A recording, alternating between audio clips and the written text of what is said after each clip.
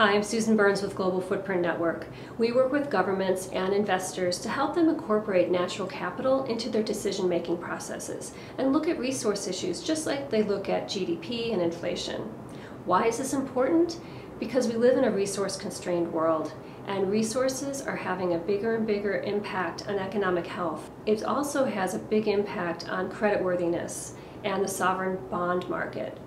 So since 2008, with the financial crisis and a lot of the downgrading that was happening among countries like the United States, Spain, Greece, and Portugal, there's been a brand new opening to look at different types of risk in ways that we never did before, because the bond market has always been considered such a safe place to put your money.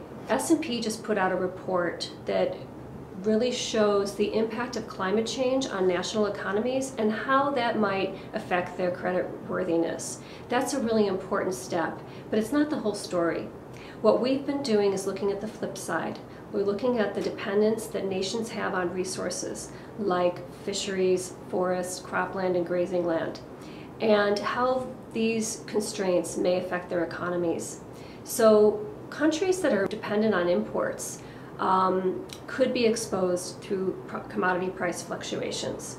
Countries also that depend on resources for income, like Brazil, for example, and its forestry industry, could also be impacted through degradation by if they're overfishing, overharvesting any of their natural capital.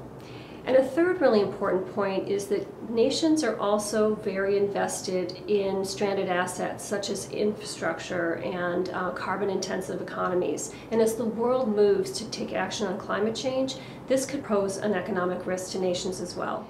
One thing we know is the future is not going to look like the past. So we want to encourage investors and other decision makers to take these issues into account. Not only will that make for safer investments, but it'll also send a very strong signal to governments that looking at resources and protecting natural capital is no longer an option. It's actually a financial necessity.